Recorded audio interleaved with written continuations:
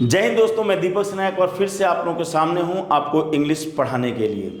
आज के इस क्लास में मैं आपको पढ़ाने जा रहा हूं सब्जेक्ट के बारे में, वर्ब के बारे में और ऑब्जेक्ट के बारे में, क्योंकि इस क्लास के बाद मैं टेंस पढ़ाना शुरू कर दूंगा। ठीक है, तो यह जो क्लास है टेंस से पहले की क्लास है और सब्जेक्ट को समझना ज़्यादा ज़रूरी है, वर्ब क्या है, ऑब्जेक्ट क्या है, इन चीज़ों को समझना ज़्यादा ज़रूरी है। वैसे तो सब्जेक्ट के बारे में आपको मालूम ही होगा, मैंने एक वीडियो में पढ़ाया भी है सब्जेक्ट के बारे में और प्रेडिकेट के बारे में, लेकिन चीज़ों को दोबारा से सीखते हैं ताकि कोई भी कमी नहीं रह जाए। सब्जेक्ट का मतलब क्या होता है? सब्जेक्ट का मतलब होता है कर्ता। क्या मतलब होता है? कर्ता। देखिए, आप बिल्कुल सब चीज़ को लिखते जाइए। सब्जेक्ट का मतलब होता है कर्ता। मैंने देखिए यहाँ पे लिख दिया, हिंदी में भी आपको मालूम है। आपको एक ही परिभाषा मालूम था सब्जेक्ट का, जो मैंने आपको पहले पढ़ाया था, जिसके बारे में कुछ कहा जाए उसे सब्जेक्ट कहते हैं। जिसके बारे में कुछ कहा जाए उसे सब्जेक्ट कहते हैं। ये एक सिंपल परिभाषा हो गया, ठीक है, जो शायद आपको पहले से भी मालूम होगा। लेकिन एक जो दूसरा परिभाषा है उस पर ध्यान दीजिए। जो व्यक्ति किसी काम को करता है उसे सब्जेक्ट कहते हैं। जो व्यक्ति किसी काम को करता है उसे सब्जेक्ट कहते हैं। एक परिभाषा ये है, ठीक है, और एक दूसरा परिभाषा क्या है? दूसरा परिभाषा है कि जो व्यक्ति किसी काम को करता है उसे हम सब्जेक्ट कहते हैं। ठीक है, हम दोनों परिभाषा से ये साबित करेंगे कि सब्जेक्ट किसे कहते हैं। जैसे मैं बोलूं कि राम अंग्रेजी बोलता है, राम अंग्रेजी बोलता है। अब दोनों परिभाषा को आप समझिए, राम अंग्रेजी बोलता है, यानी कुल मिलाकर के क्या है यहाँ पे? कहता है कि जिसके बारे में कुछ कहा जाए उसे सब्जेक्ट कहते हैं। यहाँ किसके बारे में कुछ कहा जा रहा है? किसके बारे में? कौन है वो व्यक्ति, कौन है वो वस्तु जिसके बारे में कुछ कहा जा रहा है? यानी यहाँ पे राम के बारे में कुछ कहा जा रहा है, इसीलिए सब्जेक्ट राम है। SUBJECT। सब्जेक्ट क्या हो गया? सब्जेक्ट राम हो गया। कहता है कि जिसके बारे में कुछ कहा जाए उसे सब्जेक्ट कहते हैं। ये आपको मालूम। अच्छा, दूसरा परिभाषा से हम देखते हैं कि ये सब्जेक्ट होता है या नहीं होता है। दूसरा परिभाषा है कि जो व्यक्ति किसी काम को करता है उसे सब्जेक्ट कहते हैं। जो व्यक्ति किसी काम को करता है उसे सब्जेक्ट कहते हैं। राम अंग्रेजी बोलता है का मतलब हुआ कि बोलने का काम कौन कर रहा है? ध्यान से समझिए। जो व्यक्ति किसी काम को करता है उसे सब्जेक्ट कहते हैं। तो राम अंग्रेजी बोलता है में बोलने का काम कौन कर रहा है? काम क्या है? इससे पहले ये देखो, राम अंग्रेजी बोलता है में काम क्या है? यहाँ पे बोलना एक काम है। अब वो काम कर कौन रहा है? तो राम कर रहा है। तो इसीलिए राम जो हो गया, क्या हो गया? वह सब्जेक्ट हो गया वाक्य का। यानी जो व्यक्ति किसी काम को करता है उसे सब्जेक्ट कहते हैं। इसका यह भी मतलब हुआ कि काम करने वाला व्यक्ति, देखो हम यहाँ पे लिख दे रहे हैं, काम करने वाला जो व्यक्ति है, काम करने वाला व्यक्ति सब्जेक्ट होता है। आप ध्यान से समझिए, काम करने वाला व्यक्ति सब्जेक्ट होता है, या जिसके बारे में कुछ कहा जाए उसे सब्जेक्ट कहते हैं। जो व्यक्ति किसी काम को करता है, ठीक है। जैसे अब मैं बोलूं तुम पत्र लिखते हो। अब आप बताओ, तुम पत्र लिखते हो, इसमें सब्जेक्ट क्या होगा? तुम पत्र लिखते हो, क्या सब्जेक्ट होगा?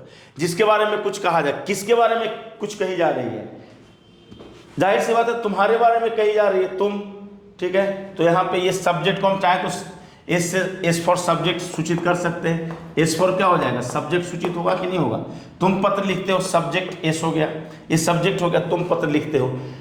एक तो ये परिभाषा के द्वारा हम बताएं कि जिसके बारे में कुछ कहा जाए, ठीक है। तुम पत्र लिखते हो, इस वाक्य में किसके बारे में कुछ कहा जा रहा है? तो तुम्हारे बारे में कहा, तो तुम सब्जेक्ट। अगर दूसरा परिभाषा से हम लगाते हैं कि जो व्यक्ति किसी काम को करता है उसे सब्जेक्ट कहते हैं।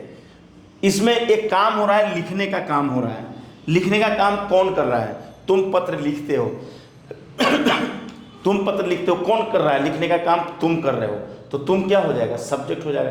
यानी दोनों परिभाषा से तुम इस चीज को मिला सकते हो कि सब्जेक्ट कौन होता है, तुम्हें मालूम है। अच्छा, एक चीज यहाँ पे मैं और भी लिख दिया हूं कि गड़बड़ाओ कभी तो।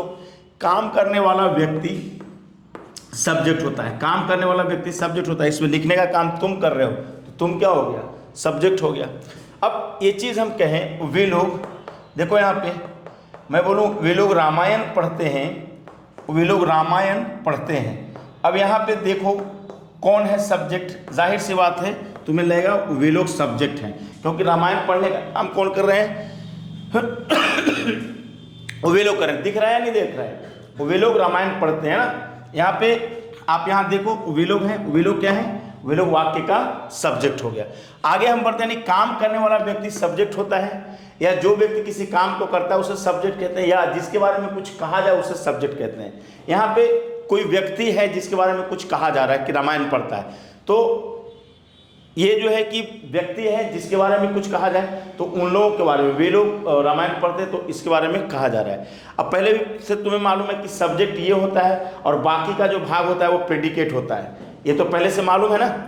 तुम है सब्जेक्ट, अब पत्र लिखते हो, ये पूरा का पूरा प्रेडिकेट का हिस्सा होता है, वाक्य के कई खंड होते हैं, ठीक है, ये सब्जेक्ट है, ये पूरा प्रेडिकेट का हिस्सा है। चलिए तो हम लोग आगे चीज़ों को चलते हैं। अब जैसे हम ये बोले, अब मैं इन्हें मिटा रहा हूँ, आप लोग बिल्कुल चीज़ों को लिखते जाएंगे, कोई भी चीज़ छोड़ेंगे नहीं। ये मत देखें कि आपको आता है तो इसको छोड़ देंगे, नहीं, आपको बिल्कुल एक एक चीज़ लिखना है। आप देख सकते हैं मैं इसे मिटा रहा हूँ।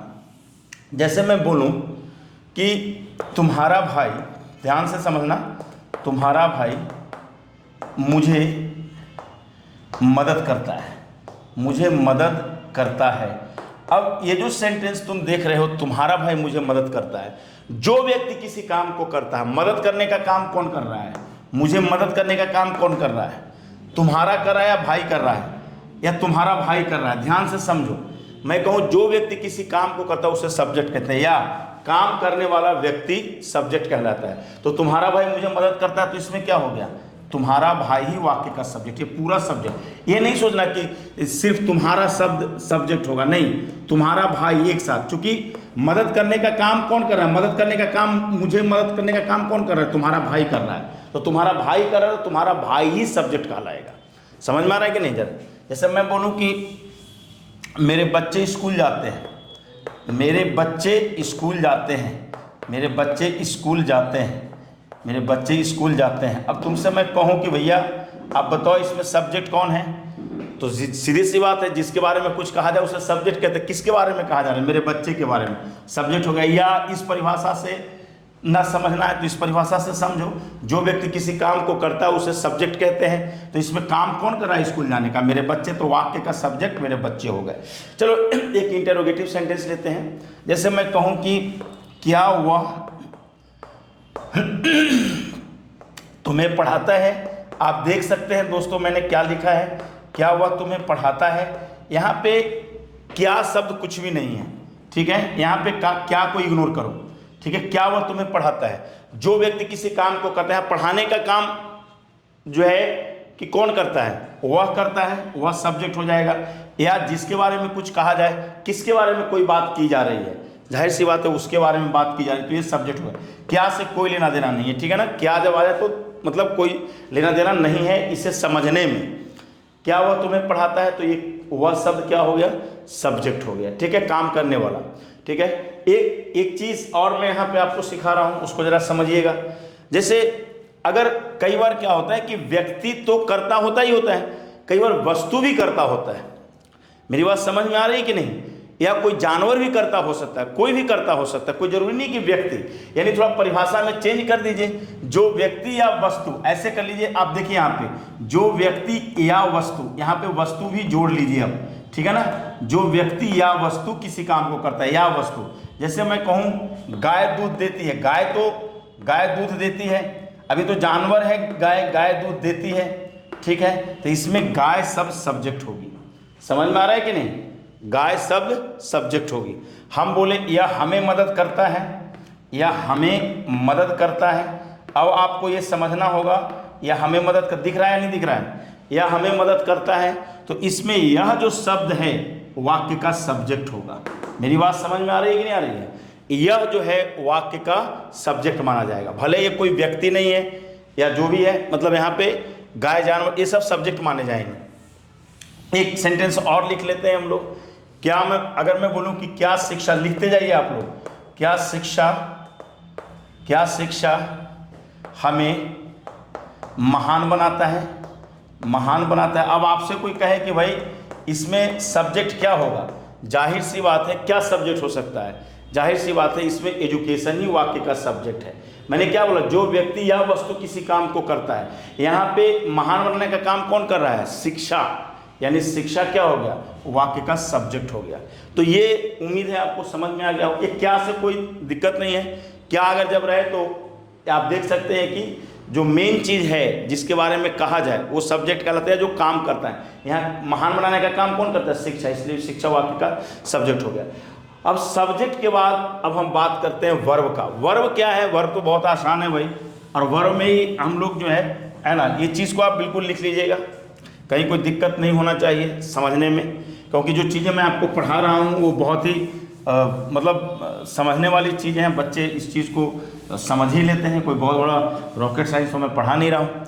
अब ये जो सब्जेक्ट आपने सीखा है ना, अब वर्ब का मतलब क्या होता है? ध्यान से देखिए, आप एकदम लिखते जाइए चीज़ों को। वर्ब का मतलब बेसिकली क्रिया होता है।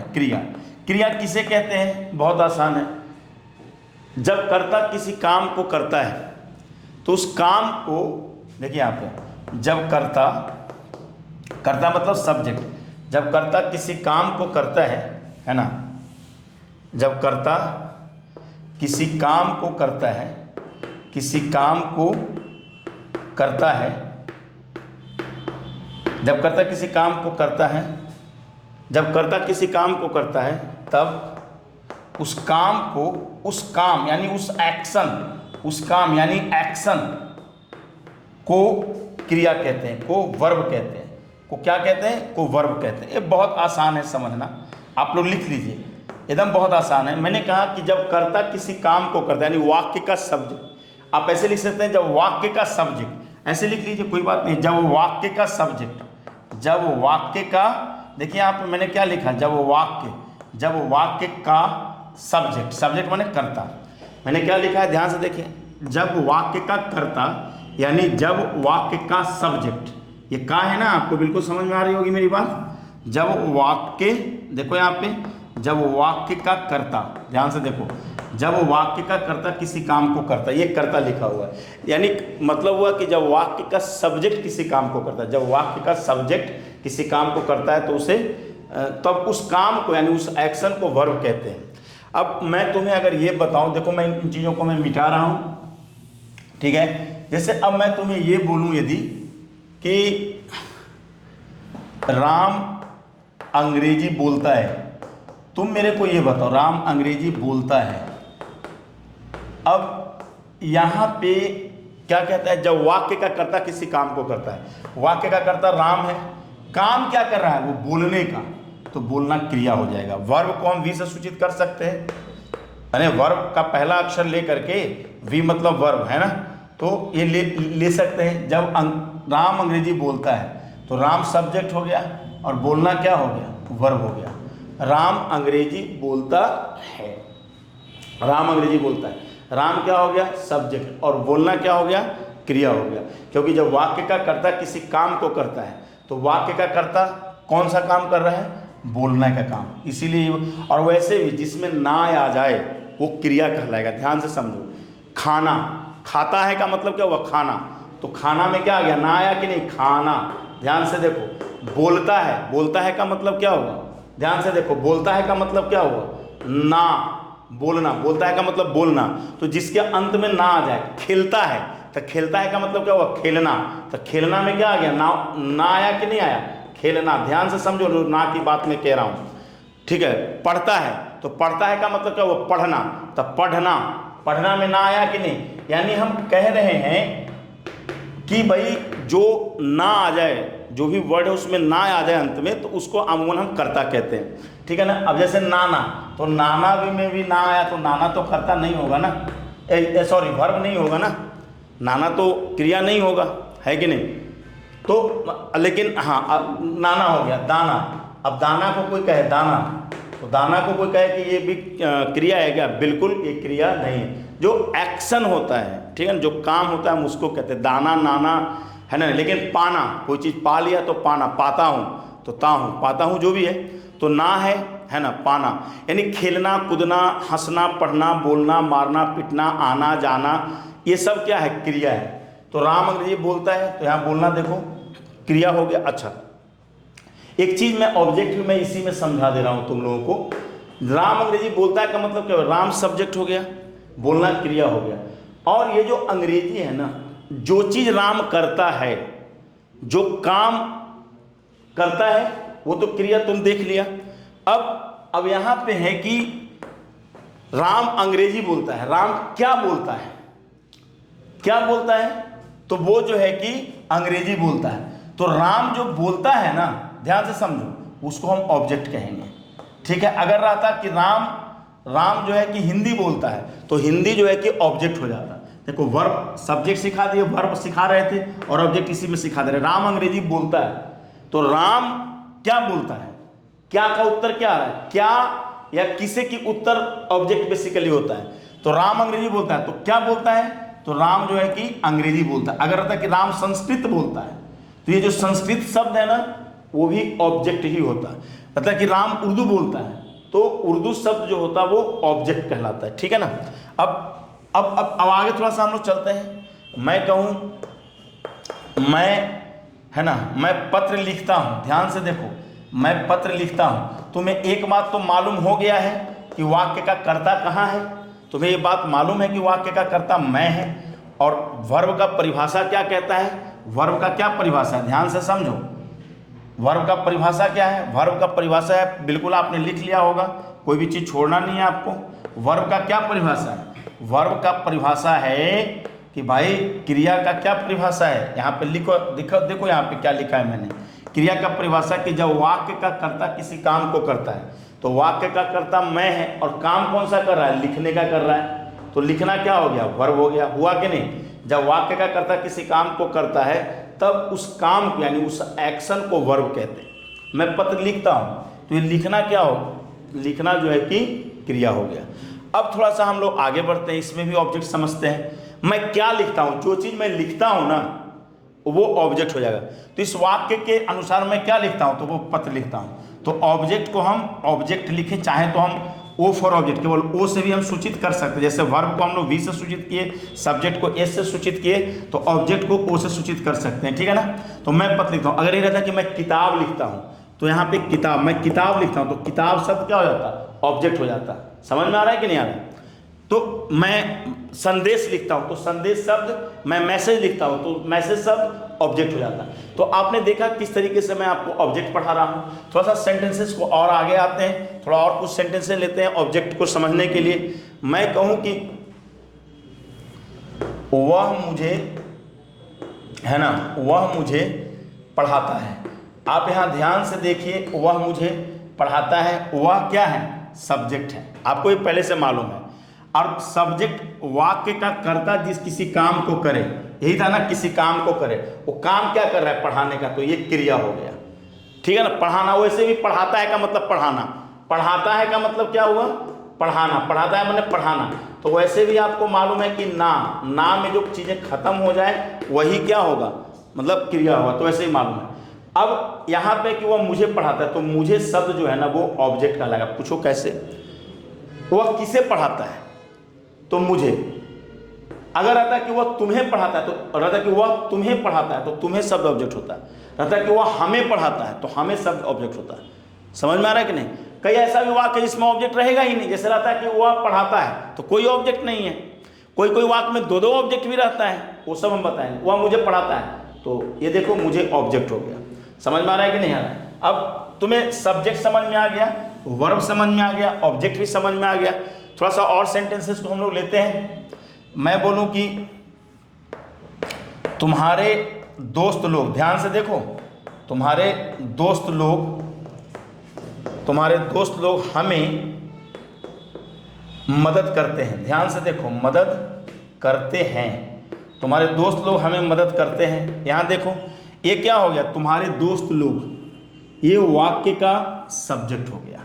तुम्हारे दोस्त लोग, ये क्या हो गया, वाक्य का सब्जेक्ट। ये सबको मालूम है, जो चीज़ एक काम करता है मदद करने का, तो ये क्रिया हो गया। और जिस व्यक्ति को, जिन लोगों को वो मदद करता है, उसको हम क्या कहेंगे, ऑब्जेक्ट कहेंगे। तो तुम्हारे दोस्त लोग हमें मदद करते हैं।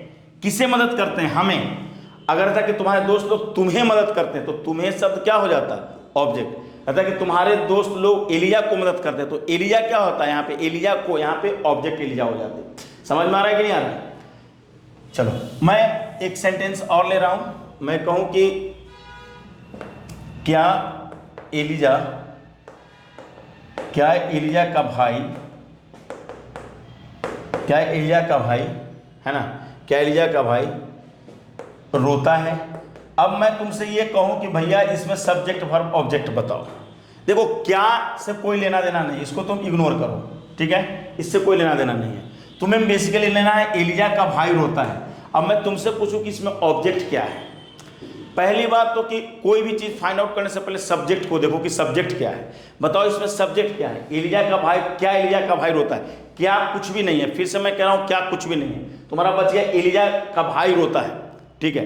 तो यहाँ पे एलिया का भाई रोने का मतलब क्या हुआ, यहाँ पे रोने का काम कौन कर रहा है, एलिया कर रहा है, कर रही है, एलिया का भाई कर रहा है। जाहिर सी बात है यहाँ पे लड़के दो तीन तरह से जवाब देते हैं, जो गलत क्या होता है सो मैं बता रहा हूँ। कोई कहेगा कि सर एलिया इसमें सब्जेक्ट है, उसका भाई को छोड़ देगा, कोई ऐसे भी जवाब देगा, ठीक है। लेकिन नहीं, तुम क्या जवाब देते हो ये इंपॉर्टेंट है। एलिया का भाई रोता है का मतलब क्या हुआ, इसमें सब्जेक्ट क्या हुआ। सच्ची बात है कि जो काम हो रहा है, जो लोग काम करते हैं उन्हीं को करता करते। इसमें काम कौन कर रहा है, भाई कर रहा है या एलिया का भाई कर रहा है। ध्यान से समझो, काम कौन कर रहा है, भाई कर रहा है, एलिया का भाई कर रहा है। सच्चाई तो यह है कि काम जो है कि भाई तो कर रहा है, लेकिन भाई किसका है, एलिया का। तो सब्जेक्ट केवल भाई नहीं आएगा, ये पूरा का पूरा सब्जेक्ट में माना जाएगा, एलिया का भाई, ठीक है ना। राम की बहन, तो केवल राम सब्जेक्ट नहीं होगा, राम की बहन, या केवल बहन भी सब्जेक्ट नहीं होगी, राम की बहन पूरा का पूरा सब्जेक्ट माना जाएगा। तो एलिया का भाई तो सब्जेक्ट हो गया, इसमें कोई ऑब्जेक्ट है ही नहीं, यानी क्या एलिया का भाई रोता है और ये वर्ब हो गया, इसमें कोई ऑब्जेक्ट नहीं है। समझ में आ रहा है कि नहीं आ रहा है। अगर मैं कहूं क्या राम के पिताजी, क्या राम के पिता अंग्रेजी जानते हैं, अंग्रेजी जानते हैं। अब तुमसे अगर हम ये कहें दोस्तों, तुमसे हम ये कहें कि भाई इसमें सब्जेक्ट आप बताइए, तो आपको कुछ नहीं करना है। इसमें अंग्रेजी जानने का काम कौन करता है, पिता करते हैं या राम के पिता करते हैं। ज़्यादा शुद्ध बात क्या होगी, जाहिर सी बात है ज़्यादा शुद्ध बात ये होगी कि राम के पिता, नहीं, हम पिता और राम को अलग नहीं करेंगे। राम के पिता यानी वाक्य का सब्जेक्ट, क्या से हमें कोई लेना देना अभी नहीं है। सब्जेक्ट पहचानने के लिए क्या से लेना देना नहीं होता है। क्या राम के पिता अंग्रेजी जानते हैं, जानना क्या हो गया, क्रिया, और जो चीज़ वो जानते हैं वो क्या हो गया, वो ऑब्जेक्ट हो गया। मेरी बात समझ में आ रही है कि नहीं आ रही है। यानी इस तरीके से। अच्छा, कोई कोई क्या होगा, कोई कोई में ऑब्जेक्ट भी हो सकता है और कोई कोई में ऑब्जेक्ट न भी हो सकता, कोई कोई में दो दो ऑब्जेक्ट भी होगा। जैसे मैं कहूँ कि वे लोग तुम्हें अंग्रेजी पढ़ाते हैं, वे लोग तुम्हें अंग्रेजी पढ़ाते हैं, अंग्रेजी पढ़ाते हैं। अब तुमसे अगर मैं ये पूछूं कि भाई इसमें बताओ क्या है सारा चीज़, तुम्हें कैसे बताओगे। तुम्हें ये मालूम है कि वे लोग है वाक्य का सब्जेक्ट हो गया और पढ़ाना वाक्य का क्रिया हो गया, तुमको ये दो चीज़ तो मालूम है। अब यहाँ पे है कि वे लोग तुम्हें अंग्रेजी पढ़ाते हैं। अगर तुम कहो कि सर, अब हम पूछें कि ऑब्जेक्ट कहाँ है, तो तुम, अगर हम इसको ढक दें, अगर मैं इसको हटा दूं केवल तुम्हें को कहूँ कि वे लोग अंग्रेजी पढ़ाते हैं, तो तुम कहो कि सर ऑब्जेक्ट अंग्रेजी है और क्या। और मान लो यहाँ पे तुम्हें था, मैं फिर से इसे दे दूँ, ठीक है, तो ये भी तो, और अंग्रेजी को हटा दूँ, देखो यहाँ पे मैं अंग्रेजी को हटा, अब मैं कहूँ कि भैया अब बताओ कि अब ऑब्जेक्ट क्या हुआ, तुम कहो कि सर ऑब्जेक्ट तो ये हुआ। यानी वे लोग तुम्हें अंग्रेजी पढ़ाते हैं, ऑब्जेक्ट इसमें दो दो है, यानी एक वाक्य में दो ऑब्जेक्ट हो सकता है। देखो यहाँ पे वे लोग तुम्हें पढ़ाते हैं, तो ये भी ऑब्जेक्ट है और अंग्रेजी भी ऑब्जेक्ट है। वे लोग तुम्हें अंग्रेजी पढ़ाते हैं, समझ में आ रहा है कि नहीं। वे लोग तुम्हें अंग्रेजी पढ़ाते हैं, तुम्हें और अंग्रेजी दोनों ऑब्जेक्ट है, यानी सब्जेक्ट वर्ब ऑब्जेक्ट समझने में आपको कोई दिक्कत नहीं हुई।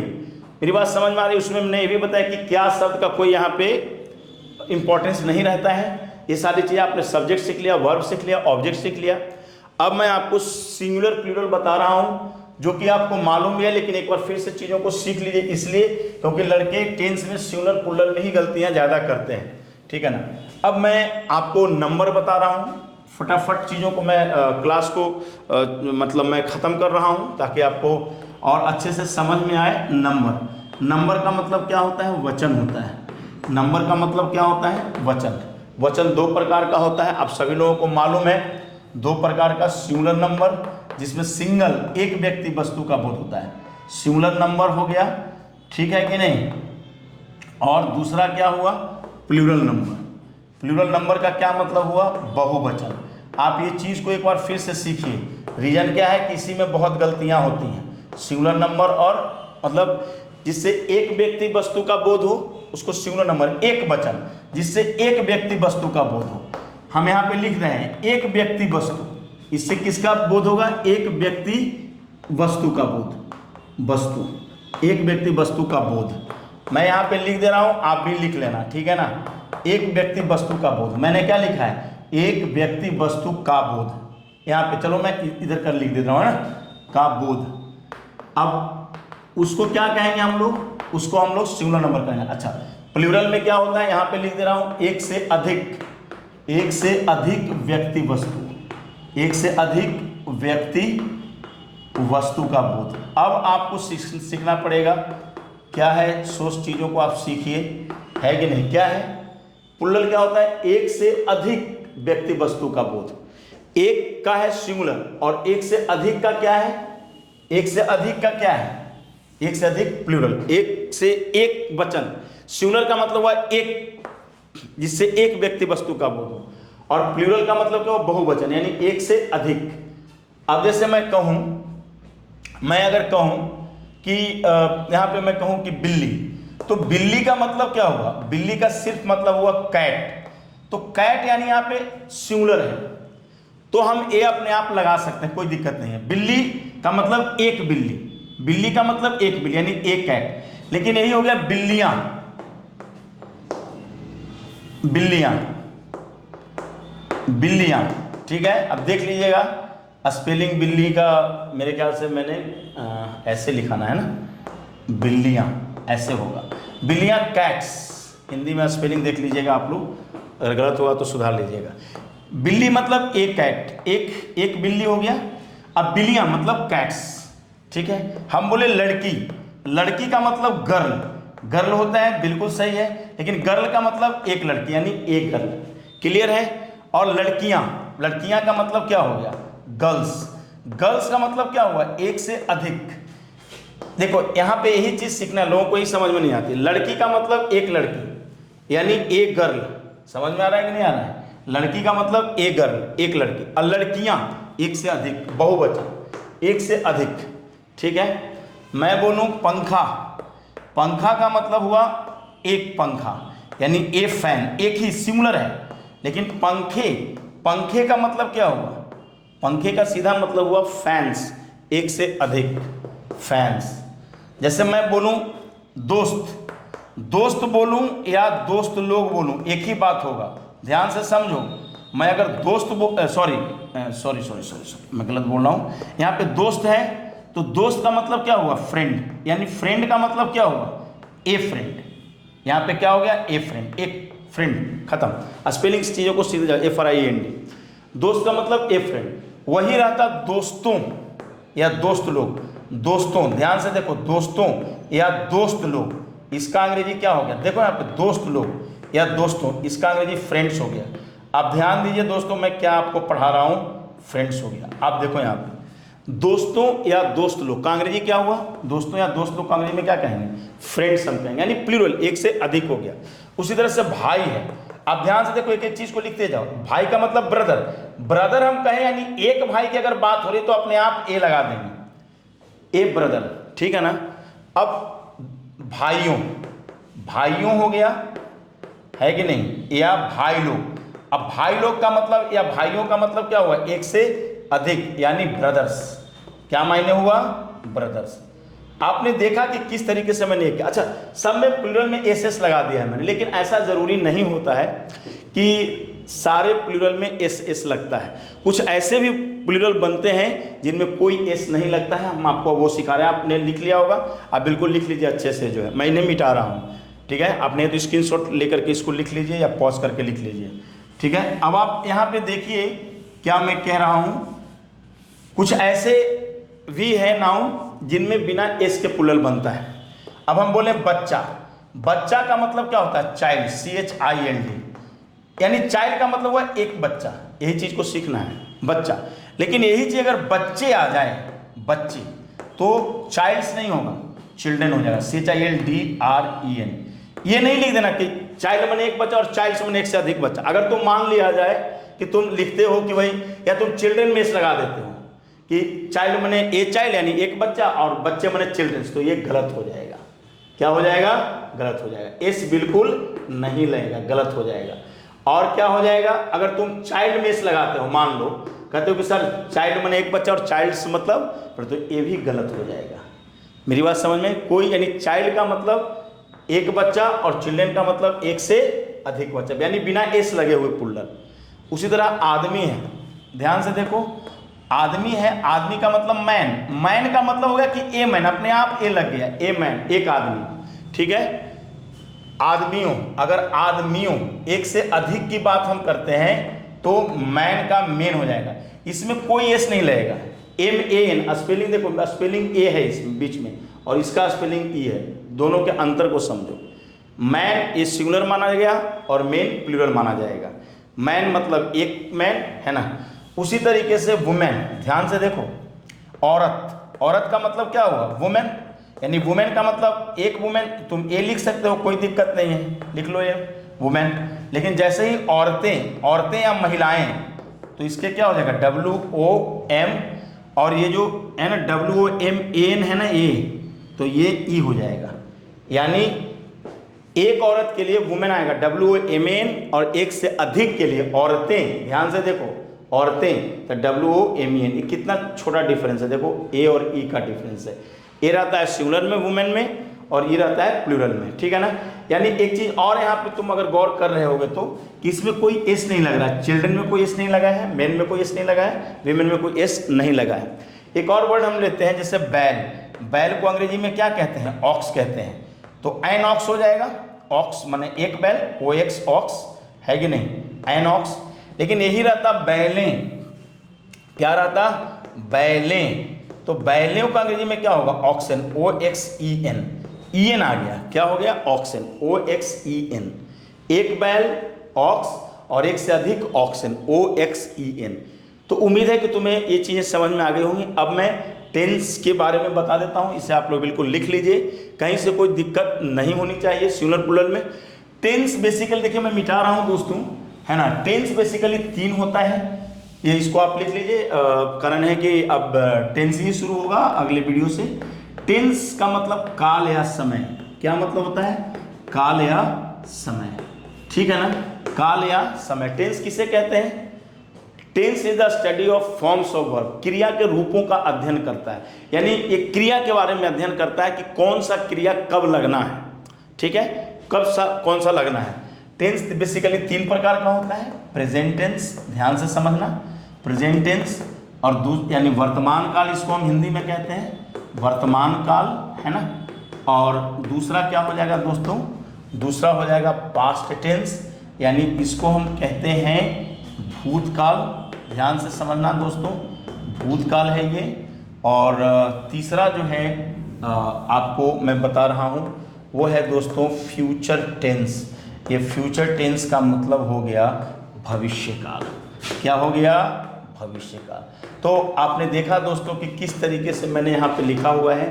टेंस 3 प्रकार का हुआ, present tense, past tense, future tense. आपको मालूम है कि जो काम वर्तमान समय में चलते रहता है उसको हम प्रेजेंट टेंस कहते हैं, जो काम पास्ट में हो गया होता है उसको माने भूतकाल, बीता हुआ बात को हम पास्ट में कहते हैं, जो आने वाला काल होता है उसको हम फ्यूचर में कहते हैं। तो दोस्तों आज भर इतना ही। उम्मीद है आप लोगों को क्लास अच्छा लगा होगा, समझ गए होंगे। Thank you.